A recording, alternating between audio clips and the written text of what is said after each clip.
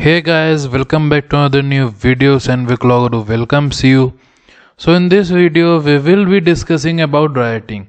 In the last video we have discussed or I have given an introduction about right of private defense. Before starting this video, if you have not subscribed my channel, please go subscribe so that you all get IPC related videos regularly. So let's start this video. First of all, we will come to the definition part of rioting. Section 146 of the Indian Penal Code gives the provision or deals with the provisions of rioting, or it defines rioting. It says, or this section says, whenever force or violence is used by an unlawful assembly or by any member thereof in prosecution of the common object of such assembly, every member of such assembly is guilty of the offense of rioting. Now what it means? It means whenever force or violence is used by an unlawful assembly. Here it comes unlawful assembly. We have studied it already. First of all, we will restudy or now what it means. First of all, we will come to the word unlawful assembly. It means if 5 or more persons assemble in a particular place with a common object to perform any act, any wrongful act, then it is called an unlawful assembly. So here whenever force or violence is used by an unlawful assembly or by any member of that unlawful assembly for prosecution of the common object, or while prosecuting the common object, the members of that unlawful assembly used force or violence, then every member of such assembly is guilty of the offense of rioting. Now we will come to the scope of 146 section. This section defines rioting. The offense of rioting consists in the use of force or violence by an unlawful assembly in the prosecution of the common object of such assembly. The offense is complete as soon as force or violence is used by the unlawful assembly or any member thereof. When the offense is complete?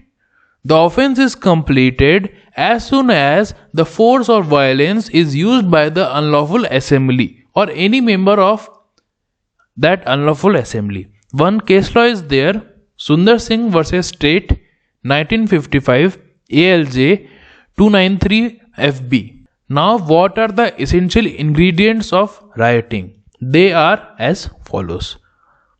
The essential ingredients of rioting is little bit similar to the essential ingredients of an unlawful assembly, because rioting involves an unlawful assembly. The first ingredient of rioting is there was an assembly of 5 or more persons. Second, the assembly was unlawful. If we combine these 2 points, we will come to the unlawful assembly part.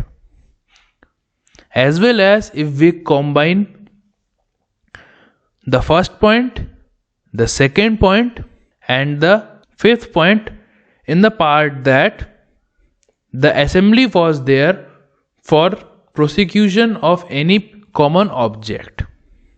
Okay. Now we come to rioting again.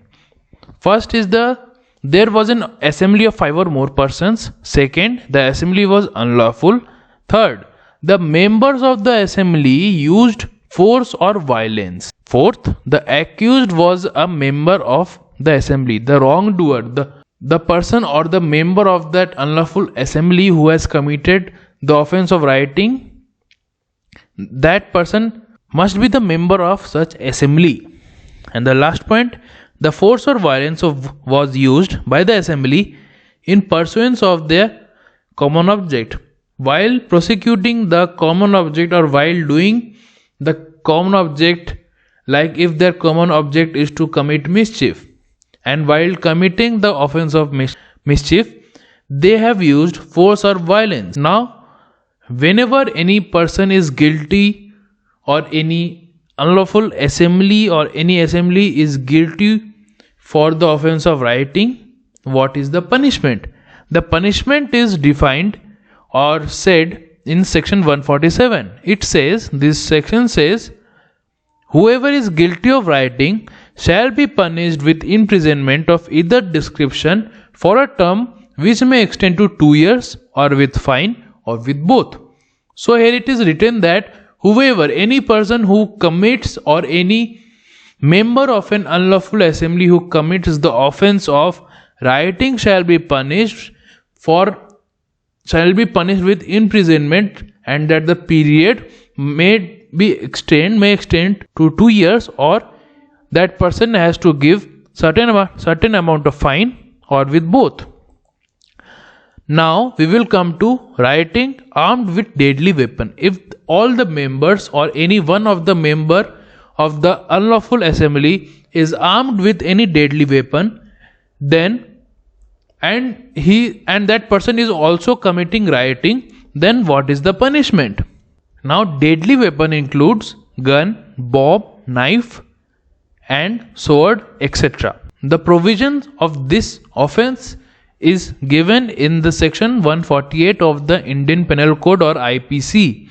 This section says, whoever is guilty of rioting being armed with a deadly weapon or with anything which is used as a weapon of offense and is also likely to cause death of some innocent person shall be punished. That person who is committing this offense shall be punished with imprisonment of either description for a term that may extend to 3 years, or that person has to give certain amount of fine, or with both. I hope this concept of rioting is clear to you. If you have any doubt in this, please do comment.